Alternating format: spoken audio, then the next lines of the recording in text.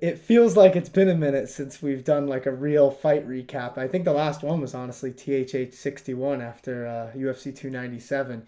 You were on a trip. How was that, man? Tell us a little bit. Yeah, I had a nice little getaway to the Dominican Republic. That was nice. Get away for a little bit and enjoy that atmosphere and whatnot. Staying on a resort and all that.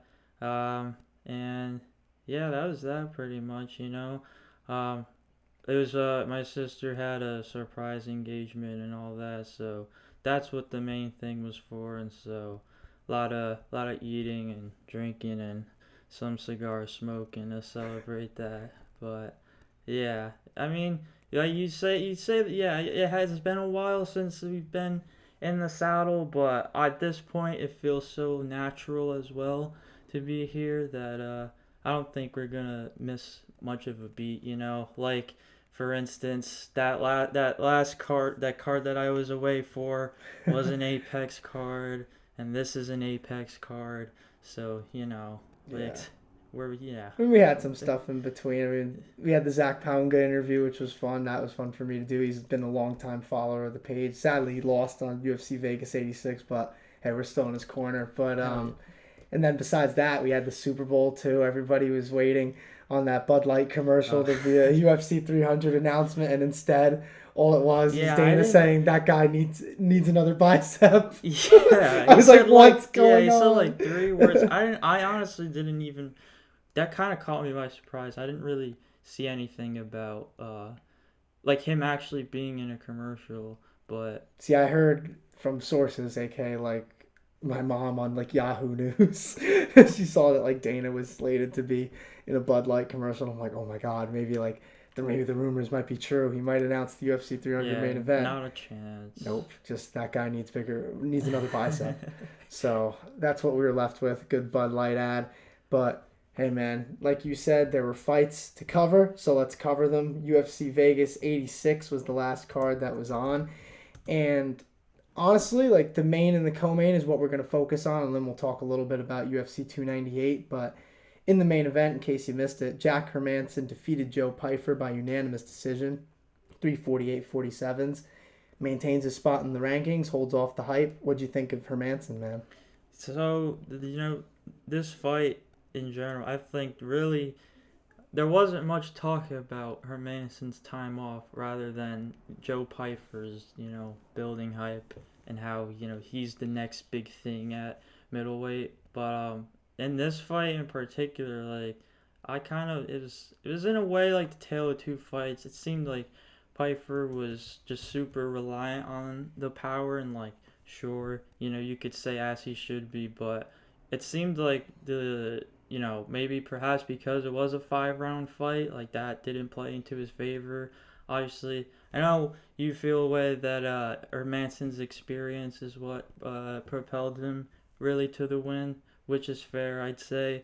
And it seemed like the second adversity hit Pyfer. Like for instance, I think it was the third round. He had to switch stance and he was more reliant on the back foot and whatnot. Like it seemed like Hermansson had a lot of answers for that, whereas in the beginning, like it seemed like that power was really stifling Hermansson. But like that just goes to show you how much the difference between those two extra rounds can make. Because I had it 3-2 Hermansson taking the last 3 rounds, Yeah. and I think that's how a lot of people had it. That one was fairly clear in my opinion. I'm glad like the judges got it right yeah, too. But I agree with what you're saying. But I also think like somewhat, what you were talking about, like what I think about the experience. I do think that played a role too, like along with the 5 round fight, just because Hermansson kind of started to back Pyfer up after like probably like midway through round two, but like round three was really where he started to really land like his jab, land more leg kicks, and like you mentioned, Pyfer was kind of like uneasy on that front leg, and he really couldn't put as much weight on it, and I think that was probably the reason why he was backing up a little more, and it seemed like Pyfer couldn't really fight as well off the back foot, and he's still young. He has like literally this is his first UFC main event.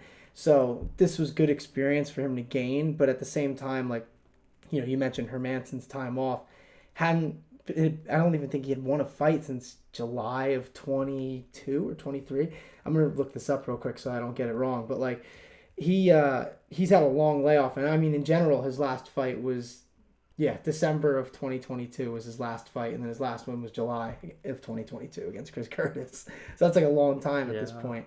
And I mean like it just felt like everybody was hyping up Joe Pyfer, and it wasn't even really disrespect to Jack Hermansson. I feel like a lot of people just kind of forgot, like, because we haven't seen him in a while. And it's, a lot of the times that long layoff doesn't really bode well, especially for a guy who's been around for a while. But Hermansson, he would not let himself be that stepping stone. The hype didn't phase him. And like I said, it just seemed like the jab, the leg kicks, and just the fact that Pyfer wasn't fighting as well off the back foot. I mean, I don't know if you noticed this, like, from round 3 on, it just seemed like when he was backing up, he didn't have good head movement. His head was just constantly on the center line, so that's why that jab was just landing at will. And I don't know if you noticed this too, like Hermansson was able to keep like a pretty high guard because Pyfer wasn't attacking the body much as the fight went on. So it was, like I said, I feel like Pyfer's going to watch this fight and he's going to see those areas where he can improve. And I truly believe that he will improve because I do think he's a good fighter. I mean, dude's got lights out knockout power. He's a good he's good on the feet, good grappler. But I think in this case he just ran into a guy who had the right experience and the right game plan as the fight went on. But pretty interesting. And I mean, now Pyfer's not in the top 10 like kind of most people would have expected. Hermansson's still there. It feels like it's unclear for both guys in the future. What do you think? Yeah, I mean, in this division, with how like crowded and hectic the top can get, that's fair. So it is tough. I would, I don't know, I don't really know what it would take or how much it would take for Pyfer to, even get in the top 5 really, but let alone like a title shot. That might take a little while, to be honest, but I feel like after a loss, they're not going to want to like throw him back in there against another killer because like Pyfer's, he's fun to watch and he's marketable. He's a good talker. He's great on the mic. I mean, the reason why I really like grasped like onto his hype and like really enjoyed watching him was one of his interviews on the MMA Hour, and just like him telling his whole story. Like he's a very captivating kind of guy, and I think that's like another reason why a lot of people were maybe like rooting for him to win, just because it would add some excitement in the top 10. But this is MMA, it's not the WWE. The big storylines aren't going to move you forward. At the end of the day, you have to execute in the cage. Like I said, I do think Joe Pyfer will get something out of this. I do still believe that he can do something at middleweight, and he has a lot of time. Obviously, he's still in his 20s, but it's for Hermansson, it's a much-needed win and kind of gets him back on the map, you know what I mean? But besides that, talking about the co-main a little bit, not as much, I guess, to analyze because this fight was over and done with pretty quick because of Dan Igue's just insane knockout power. I mean, I wrote this in the notes. I feel like nobody is better at like setting up that kill shot like he is. And yeah, sometimes like when he gets up against that elite competition, it doesn't work as well. But Dan Igue's remained in his like general area of the rankings for a long time now. And you don't do that without being a savage, you know what I'm saying? And like I know you can't say that, oh yeah, Dan Igue's, next in line for a title shot. He hasn't made it there yet. But this dude is a killer, and he's been a killer for a while. Yeah, but I think he's definitely earned the right to be getting more fights outside of the Apex. And being able to display finishes like this, in front of a crowd, like we 50K, need it. 50K Ige, dude. That's a great nickname. It is. I remember it used to be Dynamite Dan, which was it's fine, but Dan 50K Ige really flows off the tongue, especially like when you're knocking dudes out the way Ige is. And Andre Fili, the thing about him, he's another guy who's been in the UFC for a while, and he's kind of always been on like the cusp of the top 15, and he's a good fighter. I mean, he's beaten some good guys, and you don't stay in the UFC for as long as Andre Fili has been in it without being pretty good. So the fact that Dan Ige was able to kind of just starch him like that. Yeah, I think both guys were really I mean, obviously in this case, Dan Ige is the one who can afford to go for these finishes quick and early because he just obviously displayed one. But it seemed like Andre Fili was really looking to put him away early too. That's probably what got him, in that situation to begin with. Kind of just letting the guard down a little bit and letting the chin hang loose, and he caught a right hand. Yeah, I think that was kind of part of the reason why this was the co-main event. I mean, these are two guys who lay it all on the line trying to Yeah, I knock each other respect out. that for sure. Gotta Definitely. respect it. It is pretty fun though. I mean, I'm always looking forward to a Dan Ige fight, whether it's at the Apex or whether it's in a big arena. We gotta hope next time it's in a big arena because he does deserve it, man. I would love to see Dan Ige on one of these like pay-per-views in the spring or early summer, whenever he's trying to get back in there. But it's a big win for him. Now he can hopefully move up the ranks a little bit at 145. This card in general was all right. I would say the prelims were pretty good. The main card was until like kind of main and co-main. That's kind of like when it really took off for me, honestly. And yeah, I mean that it's just another card at the Apex. Yeah. You know what I'm saying? It seems like some fans are 86. starting to get tired of it. Like, Oh yeah, no, they definitely are, dude. Because I follow relatively big. Now I'd say within the MMA space, like these are big and well respected pages that I follow, and they want to make their voices heard, obviously the way that they can, like kind of how we do, like however they can make their mark on the sport and try to make it better and put more eyes on it, then they're gonna do that. And then I've seen a few guys like calling it out and whatnot. Luke Thomas, for instance, he had something to say about it, and like it was along the lines of like boycotting and stuff, but there's no like it's obviously never there's gonna no happen. plan for that or Yeah. how that's gonna happen. So like it's just something I guess as little as just like expressing your opinion, just being like uh This needs like to change. yeah, we gotta move on at some point. I hate the people too who say that like, oh, well, if you're a real fight fan, you'll watch no matter what. And like, it's not about Yeah, that. it's It's not the about fact that that. they're clearly mailing in cards that they're not trying to sell out an arena anymore. So they have no obligation to make the card super good. And like, yeah, It's of like course, all these guys are yeah, UFC like talent, but obviously still. we're paying attention, but there's still fighters training and whatnot to get in there and perform, And like, wouldn't you want a good fighter to get like that big platform in front of a bunch of fans? I mean, that's how the UFC was really able to grow so much because they went around the world and they'd have these different fighters from all these different regions headlining events, and you'd have actual like awesome main cards, and because they have to actually sell the fights.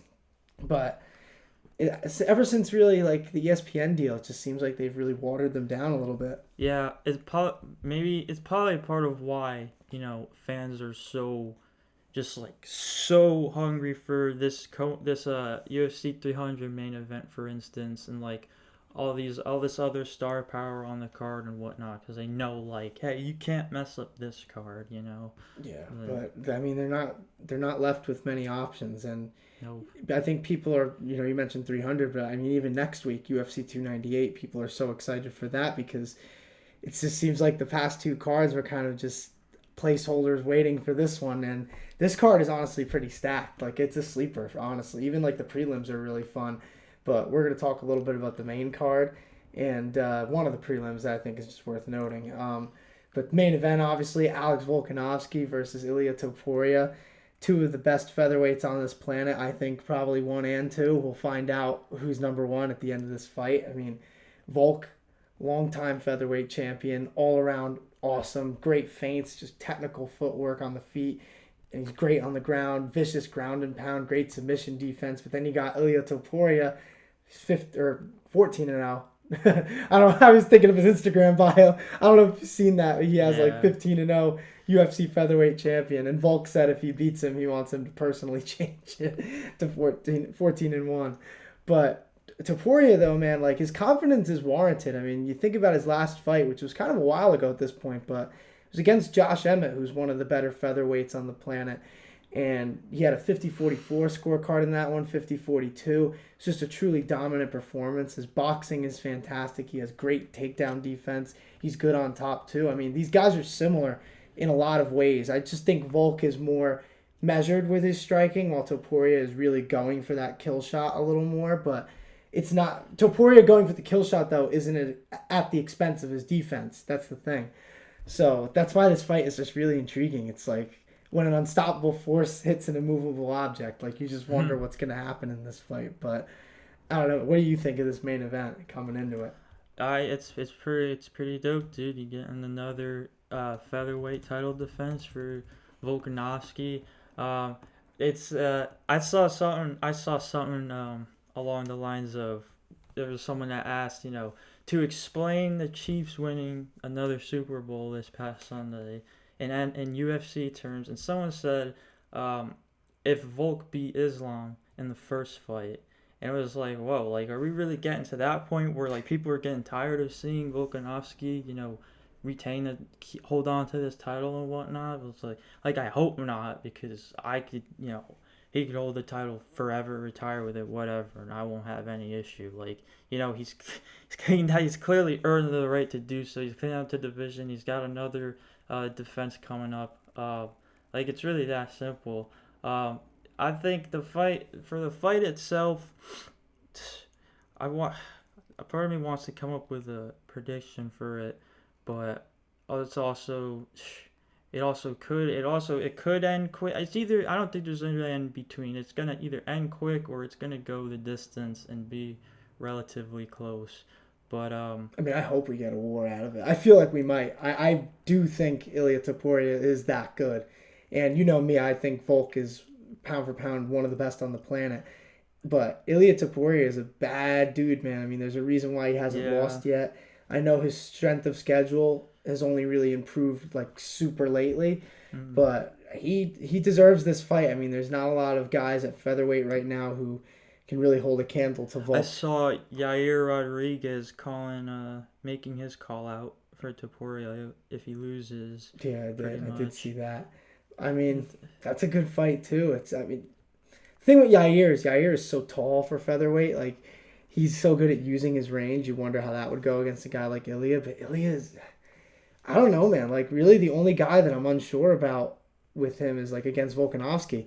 I think Ilia is really that good. I think that this hype is real. I think his confidence is warranted. I don't think he's just being too cocky. Even if Volk starches him, I still think Ilia Topuria is really good. I mean, just from what we've seen so far, this dude hasn't really looked in danger at all that I can think of. And I don't know, man. This is just going to be a great fight. I think that this is because people are talking about UFC 299, UFC 300 because they're stacked, but UFC 298 is just a crazy card. I mean, even when you look past this, co-main event, Rob Whittaker versus Paulo Costa, big fight at middleweight, and Whittaker's movement kind of like tricky sometimes for people. I mean, his last fight was a loss to DDP, but DDP is now the champion, so you can't really fault him for that. But Costa, man, when he walks people down sometimes, it's crazy. But with Robert Whittaker, anyone who's spent 10 rounds in a UFC cage with Yoel Romero will always have my respect, and I'll always kind of give him that benefit of the doubt until I see a reason not to. And considering his loss was to the champion, and even before that, the only other losses were really Adesanya, who was a champion at the time, well, challenger, I guess, the first time, but still. I just think Whittaker's a tough dude, man. I think him versus Costa is another one kind of like the main event. It's like who can really put their will over on the other person, and I don't know. It's another one that's just so close. I mean, some of these fights, it's a good fight when you really can't call it. Like, yeah, you can break it down stylistically, but at the end of the day, it's like who's going to be able to implement their style better than the other. But then after that, Ian Gary versus Jeff Neal, I think a lot of people are interested in that one. Jeff Neal has the chance to, shut Ian Gary up and like all the things that Ian has said about him. And that would be Ian's first loss in MMA. So super interesting with that. I think if Ian wins, he's just on a rocket ship to the moon, really, with the welterweight division. Because, I mean, love him or hate him, when you're like that polarizing, I think people are going to watch you, whether they want you to win or they want you to lose. And I think the more Ian Gary wins, the bigger of maybe like a heel that the UFC might have. And I think a lot of people are going to want to watch his fights because they're either going to want to see him knock these dudes out or they're going to want to see him get shut up. But I don't know, man. I mean, then this is crazy to me that this is like the second fight on the main card because it's basically a title eliminator. Merab Dvalishvili versus Henry Cejudo.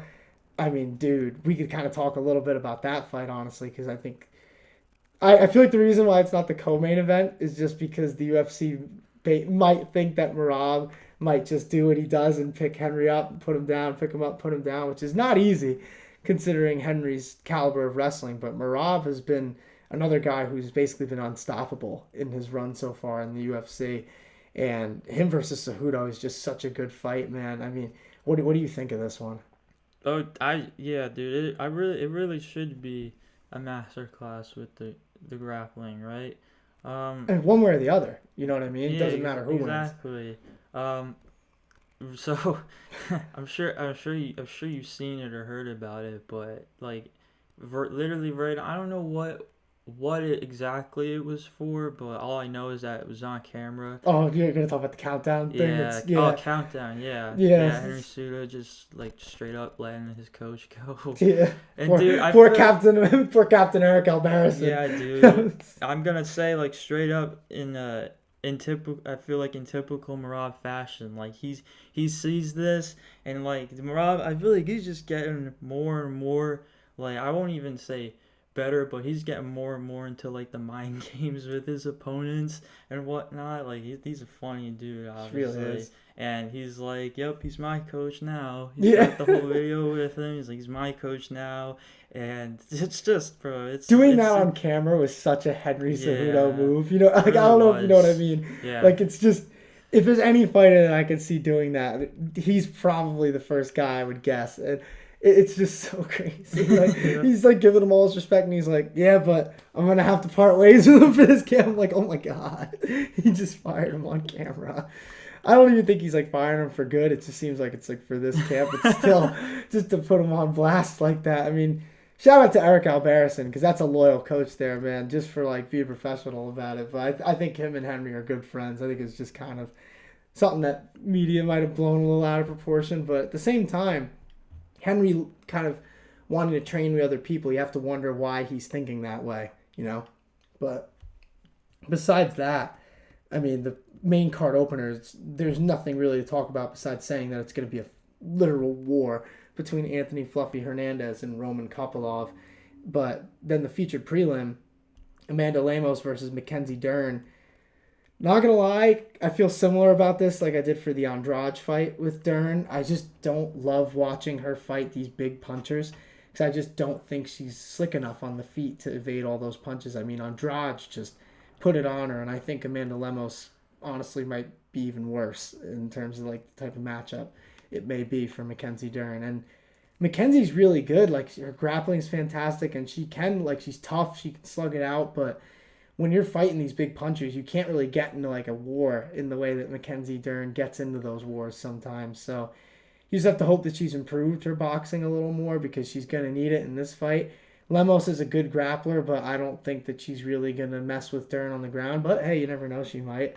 But that's a big fight at 115. You know, I'm honestly glad that these Apex events are past us. You know, there were some good fights on there, but for the most part, I feel like MMA fans have been waiting for this card because it's stacked.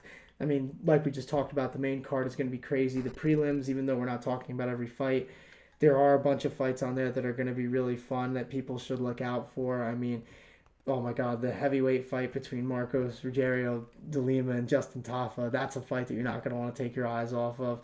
But, I mean, honestly, dude, I'm just so excited for another pay-per-view in front of a big crowd in California.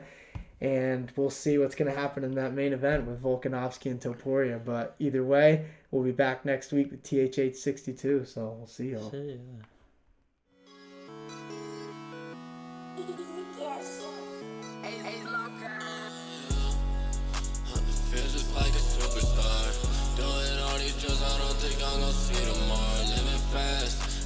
Dash up in a foreign car. It's the type of shit that you be doing when you going hard.